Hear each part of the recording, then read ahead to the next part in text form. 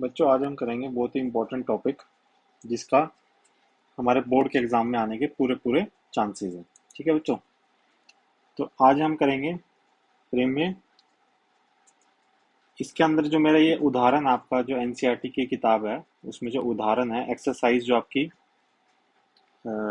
प्रश्नावली है 1.2 उसके जो उदाहरण है उनमें से एक है ये। इसमें मुझे ये सिद्ध करना है कि जो अंडर रूट 2 है ये एक अपरिमेय संख्या है। ठीक है बच्चों, मुझे ये सिद्ध करना है। इसको सिद्ध करने के लिए मैं सबसे पहले क्या करूंगा, मैं ये मान लूंगा कि जो ये मेरा अंडर रूट 2 है, अंडर रूट 2 है, ये एक परिमेय संख्या है। ठीक है, सबसे पहले मैं मान लूंगा कि जो अंडर रूट 2 है वो एक परिमेय संख्या है। ठीक है, अगर ये परिमेय संख्या है बच्चों, ठीक है, अगर ये वास्तव में एक परिमेय संख्या हुआ है तो फिर मैं इसको ऐसे लिख सकता हूँ पी बाय क्यू की फॉर्म में। बिल्कुल लिख सकते हैं, क्योंकि परिमेय संख्या की तो पहचान ही यही है कि उसको पी बाय क्यू की फॉर्म में लिखा जा सकता है। लेकिन यहाँ पे क्या है कि जो पी और क्यू है वो मेरे सह अभाज्य संख्याएं हैं, मतलब इनको मैं फर्दर सिंप्लीफाई नहीं कर सकता। फॉर एग्जाम्पल अगर कोई मेरे पास फ्रैक्शन है, मान लो 8/12 है, तो मैं इसको 2/3 लिख दूंगा। ठीक है, अब देखो, अब जो 2/3 है ना, इसमें कोई भी मेरी ये जो दो संख्याएं 2 और 3 ये मेरी सह अभाज्य संख्याएं हैं। तो इसी तरीके से जो पी और क्यू है ये मेरी सह अभाज्य संख्याएं हैं, मतलब इसमें कोई भी चीज ऐसी नहीं है जो इन दोनों को विभाजित कर दे। एक कोई भी नंबर ऐसा नहीं है जो पी को भी विभाजित कर दे और क्यू को भी विभाजित कर दे, सिवाय एक के। बस एक ही वो नंबर है, वन, जो इन दोनों को विभाजित कर सकता है। इसके अलावा कोई ऐसा नंबर नहीं है जो पी को भी विभाजित कर दे और जो क्यू को भी कर दे। ये मेरा नियम बोलता है परिमेय संख्या का। परिमेय संख्या का जो मेरा नियम था और जो मेरा सह अभाज्य संख्याएं होती है ये इसका नियम है। ठीक है, अब मैंने क्या करा, जो मेरा ये क्यू है इसको जब मैं इक्वल टू के इधर लेके आऊंगा तो मुझे ऊपर जाके इसको इससे मल्टीप्लाई करना पड़ेगा। ठीक है, तो मेरे पास जो आ जाएगा वो ऐसे आ जाएगा, √2 q is equal to p. ठीक है बच्चों, √2 q is equal to p. यहाँ तक आप एक बार इसको पूरा ध्यान से देखो, ऊपर से लेकर अब तक जितना भी मैंने आपको अभी तक बताया, इसमें से एक क्वेश्चन आने की आपकी पूरी पूरी संभावना है बच्चों। इसको देखो एक बार ध्यान से।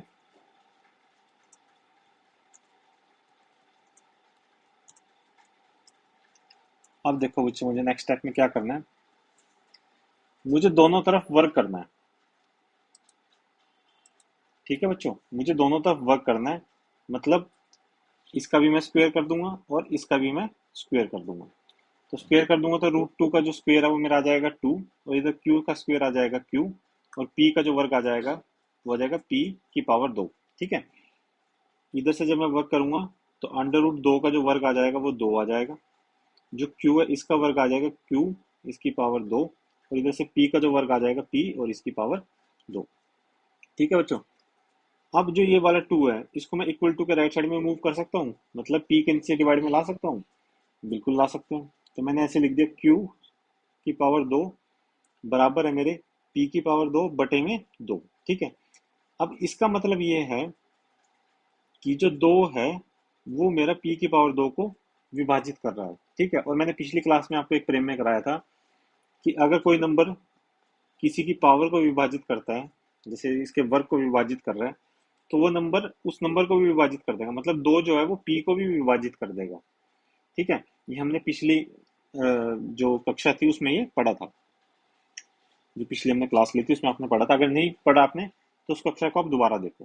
ठीक है बच्चों, अब देखो, अगर 2 मेरा पी की पावर 2 को विभाजित कर रहा है तो 2 मेरा पी को भी विभाजित करेगा। ठीक है, मैंने ये चीज लिख दी कि जो 2 है, जो पी है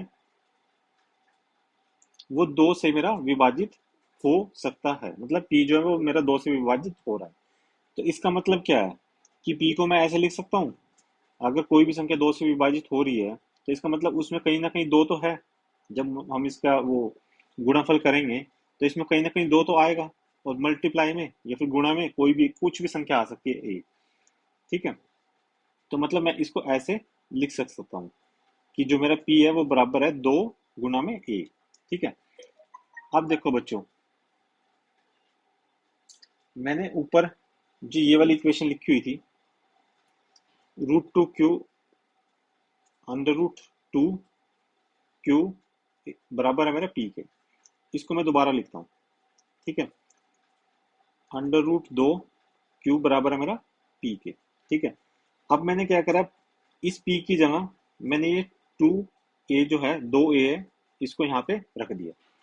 तो जब मैं इसको रखूंगा तो मेरे पास कुछ ऐसा आ जाएगा, अंडर रूट दो क्यू बराबर है मेरा दो ए की, ठीक है। अब मैंने क्या करा, अब फिर से मैंने दोनों तरफ वर्क करा। जब मैं दोनों तरफ वर्क करूंगा तो इस तरफ मेरा क्या आ जाएगा, अंडर रूट दो के वर्क आ जाएगा मेरा दो, और क्यू का वर्क क्या मेरा क्या आ जाएगा, क्यू की पावर दो, ठीक है। इधर जो दो है इसका वर्क क्या आ जाएगा, चार, दो का वर्क चार, और ए का वर्क आ जाएगा ए की पावर दो, ठीक है बच्चों। अब देखो, यहाँ से दो से ये दो कैंसिल हो जाएगा, यहाँ पे दो आ जाएगा, ठीक है बच्चों। और इस दो को जब मैं इक्वल टू के इस तरफ लेके आऊंगा तो मेरे पास क्या आ जाएगा, देखो, तो मेरे पास आ जाएगा कि क्यू की पावर दो बटे में दो बराबर है मेरा ए के, ए की पावर दो की, ठीक है बच्चों। अब यहाँ से मुझे एक चीज पता लग रही है, देखो यहाँ से, कि अगर दो मेरा क्यू की पावर दो को विभाजित कर रहा है तो दो मेरा क्यू को भी विभाजित करेगा। ये मैंने आपको पिछले क्लास में प्री में कराया था, ठीक है, और ये सेम प्री में मेरा यहाँ पे भी लगा था। तो मतलब ये बात मेरी सत्य हो जाएगी, ठीक है बच्चों। तो इसका मतलब ये है मेरा कि जो मेरा ये क्यू है ये मेरा दो से विभाजित हो सकता है, ठीक है बच्चों। अगर विभाजित हो सकता है तो मैं ऐसा लिख दूं, क्यू जो मेरा बराबर है टू बी, ठीक है। और यहाँ से देखो बच्चों, मेरा इधर से क्या आया था, पी मेरा बराबर आया था टू ए के। अब आप एक चीज बताओ, इन दोनों चीज को आप यहाँ रख के देखो, यहाँ पे पी की पावर, पी का मैं क्या लिख सकता हूँ, दो ए जो मैंने यहाँ पे माना है, और क्यू को मैं क्या लिख सकता हूँ, दो बी जो मैंने यहाँ पे निकाला। अब मुझे बताओ, इन दोनों में दो कॉमन है कि नहीं है, दो एक ऐसा नंबर है ना जो ऊपर भी विभाजित कर सकता है और नीचे भी विभाजित कर सकता है, बताओ बच्चों है कि नहीं है। तो अब ये बताओ, पी और क्यू तो मैंने स्टार्टिंग में माना था कि ये तो मेरी सह अभाज्य संख्याएं हैं, और यहाँ से मेरा निकल के आ रहा है कि पी के अंदर भी पी भी दो से विभाजित हो रहा है और क्यू भी दो से विभाजित हो रहा है। तो क्या ये सत्य हो सकता है, एक तरफ तो मैं ये बात बोल रहा हूँ कि ये सह अभाज्य संख्याएं हैं, एक तरफ मैं ये बोल रहा हूँ कि दोनों दो से विभाजित हो जाएंगे, तो इसका मतलब कुछ ना कुछ गड़बड़ है, ठीक है। तो इसी बात को मैंने लिखा कि इसका मतलब है कि जो पी और क्यू है दोनों दो से विभाजित हो सकते हैं, ठीक है, दोनों हो रहे हैं। तो जो हमारी मान्यता थी, ये जो हमने स्टार्टिंग में मान्य मतलब ये माना था कि अंडर रूट दो जो है एक परिमेय संख्या है, ये हमारी मान्यता के विपरीत है, ठीक है बच्चों। जो मैंने माना था उसके विपरीत है, उसके उलट है, उसके अगेंस्ट है, ठीक है। तो इसका मतलब ये है कि जो हमारी मान्यता थी कि अंडर रूट दो एक परिमेय नंबर है, वह एक गलत साबित होती है, ठीक है, मतलब वो गलत थी। तो असल में सही बात क्या है, सही बात ये है कि अंडर रूट दो जो है वो एक अपरिमेय संख्या है, ठीक है बच्चों। आप फटाफट से इसको एक बार मैं आपको दोबारा से रिवाइज कराता हूँ। देखो हमारे पास प्रमेय है कि अंडर रूट दो जो है वो एक अपरिमेय संख्या है, ठीक है। हम सबसे पहले मान लेते हैं, हम इसके विपरीत मान लेते हैं कि अंडर रूट दो जो है एक परिमेय संख्या है, ना कि अपरिमेय संख्या है। मैंने वैसा मान लिया पहले, ऐसा इसलिए माना मैंने ताकि बाद में मैं कोई ना कोई एक ऐसी बात बता दूंगा जो इसके विपरीत आएगी, और फिर मैं ये मान लूंगा कि नहीं, अंडर रूट टू जो है वो एक परिमेय संख्या नहीं है, जबकि वो एक अपरिमेय संख्या है, ठीक है बच्चों। ये प्रूफ आपके पास एज इट इज बोर्ड के एग्जाम में आएगा, तो इसलिए आप चाहे इसको याद कर लो, कैसे भी कर लो, बस इसको कर लो। तो अगर अंडर रूट दो एक परिमेय संख्या होगी तो अंडर रूट दो मेरा पी बाई क्यू के बराबर हो जाएगा, ठीक है। यहाँ पर मेरी पी और क्यू जो है वो सह अभाज्य संख्याएं हैं, मतलब अगर ये 8/4 है ना तो मैं इसको काट के ऐसे 2/3 लिख दूंगा, मतलब इसमें इसके बाद कोई ऐसा नंबर नहीं है जो ऊपर पी को भी विभाजित कर दे और नीचे क्यू को भी विभाजित कर दे, ठीक है बच्चों। अब मैंने क्या करा, इस क्यू को इधर मूव करा, तो मेरे पास आ जाएगा अंडर रूट क्यू बराबर आ जाएगा पी के। अब मैंने दोनों तरफ वर्क करा तो अंडर रूट टू का वर्क तो मेरा टू आ जाएगा, क्यू का वर्ग मेरा आ जाएगा क्यू की पावर दो, और पी का वर्ग आ जाएगा पी की पावर दो, ठीक है। अब मैंने क्या करा, स्टेप से मैं स्टेप पे आया, मैंने इस टू को नीचे डिवाइड कर दिया इधर, तो मेरे पास आ जाएगा क्यू की पावर दो मेरी बराबर आ जाएगी पी की पावर दो बटे में दो, ठीक है। अब मैंने आपको पिछली क्लास में जो एक परिमेय कराया था 1.2, उसमें मैंने आपको बताया था कि अगर कोई नंबर किसी नंबर के स्क्वायर को विभाजित करता है, मतलब किसी नंबर के वर्ग को विभाजित करता है, तो वो नंबर उस नंबर को भी विभाजित करेगा, ठीक है। तो इसका मतलब ये है कि जो p है वो मेरा 2 से विभाजित हो सकता है। अगर ये मेरा 2 से विभाजित हो सकता है तो p को मैं ऐसे लिख दूं 2 इंटू ए, बिल्कुल लिख सकते हैं, क्योंकि इसमें जब मैं विभाजित करूंगा तो 2 से मेरा आराम से विभाजित हो जाएगा ये। अब मैंने क्या करा, जो मेरे पास ये चीज आई ना, ये वाली जो इक्वेशन थी स्टार्टिंग वाली, मैंने यहाँ पे लिखी under root 2q is equal to p. अब यहाँ पे p की जो वैल्यू है ये वाली वैल्यू मैंने इसमें डाल दी। ठीक है, तो under root 2q is equal to मेरा 2a के बराबर आ जाएगा। अब मैंने क्या करा, दोनों तरफ वर्क करा। जो अंडर रूट 2 का वर्ग आ जाएगा 2, क्यू का वर्ग आ जाएगा क्यू की पावर 2, और यहाँ से 2 का वर्ग आ जाएगा 4, और a का वर्ग आ जाएगा a की पावर 2। अब यहाँ से जब मैं इसको कैंसिल आउट करूंगा बच्चों, तो 2 से कैंसिल आउट हो जाएगा 4, और यहाँ पे 2 बच जाएगा। ठीक है, और मैंने क्या करा, ये जो 2 बच गया ना, इसको इक्वल टू के लेफ्ट साइड में मैं ले आया, तो मेरे पास आ जाएगा क्यूब की पावर 2 बटे में 2 बराबर आ जाएगा a की पावर 2। ठीक है, अब यहाँ से मुझे पता लगा कि अगर जो 2 है मेरा वो क्यूब की पावर 2 को विभाजित कर रहा है, तो इसका मतलब ये है कि 2 मेरा क्यू को भी विभाजित कर देगा। तो मैंने ये चीज लिख दी कि क्यू जो है मेरा वो 2 से विभाजित हो सकता है। ठीक है, इसका मतलब ये हुआ मेरा कि P और Q दोनों 2 से विभाजित हो सकते हैं। ठीक है, जबकि मैंने स्टार्टिंग में क्या माना था कि जो P और Q है वो सह अभाज्य संख्याएं हैं। इसका मतलब है कि ये जो बात निकल के आई है ये मेरी मान्यता के विपरीत आई है। तो इसका मतलब ये है कि जो मेरी मान्यता थी कि अंडर रूट 2 जो है एक परिमेय संख्या है, ये एक गलत साबित होती है।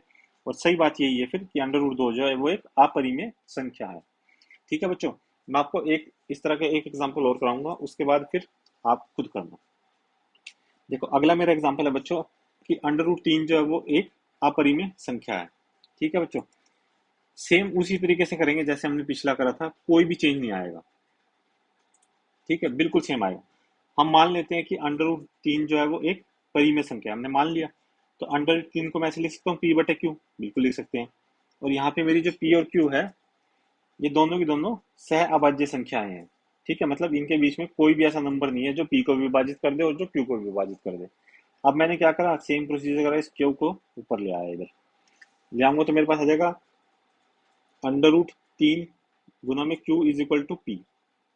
अब मैंने क्या करा, दोनों तरफ वर्क करा।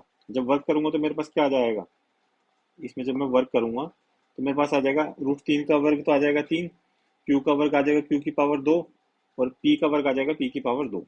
ठीक है, अब यहाँ से मेरे पास जब मैं इस 3 को राइट साइड में मूव करूंगा, दाएं साइड में इक्वल टू के इस तरफ मूव करूंगा, तो मेरे पास ये डिवाइड में आ जाएगा। तो मैंने लिख दिया क्यू की पावर 2 इज बराबर हो जाएगी पी की पावर 2 बटे में 3।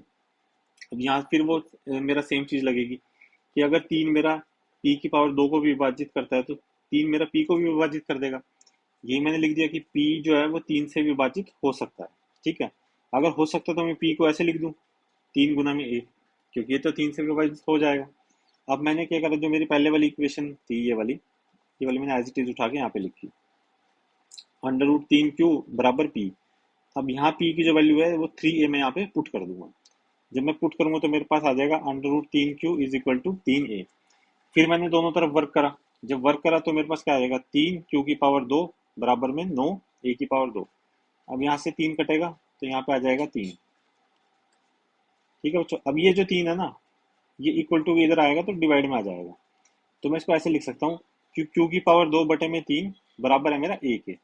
अब यहाँ पे सेम प्रिंसिपल लगेगा जो पहले लगा था मैंने, सेम प्रेम में लगेगा कि अगर जो 3 है वो मेरा q की पावर 2 को विभाजित कर सकता है, तो 3 मेरा q को भी विभाजित कर सकता है। ठीक है, तो इसका मतलब q जो है मेरा 3 से विभाजित हो सकता है। ठीक है, अगर ये हो सकता है तो इसका मतलब ये है कि p और जो q है वो दोनों 3 से विभाजित हो सकते हैं। जबकि यहाँ तो मैं लिख रहा हूँ कि p और q जो है वो मेरी सह अभाज्य संख्याएं हैं। तो इसका मतलब है कि ये हमारी मान्यता के विपरीत है। मतलब इससे हमारी जो मान्यता है कि अंडर रूट 3 जो है एक परिमेय संख्या है, ये गलत साबित होते हैं। ठीक है, तो इसलिए हम कह सकते हैं कि अंडर रूट 3 जो है एक अपरिमेय संख्या है। ठीक है बच्चों, देखो बिल्कुल डिट्टो सेम आया आपका, बस नंबर्स का फर्क पड़ा है, प्रोसीजर बिल्कुल डिट्टो सेम है। अब आपको क्या करना है बच्चों, अंडर रूट 5 और अंडर रूट 7 एक अपरिमेय संख्या है, ये आपको सिद्ध करना है इसी तरीके से। ठीक है बच्चों, इस सेम तरीके से आपको इसको सिद्ध करना है और ये मेरे पास आपको भेजनी है, फिर मैं इसको चेक करूंगा। ठीक है बच्चों, आज के लिए इतना ही। इसमें से आपका एक क्वेश्चन पक्का आएगा। आपका बहुत बहुत धन्यवाद।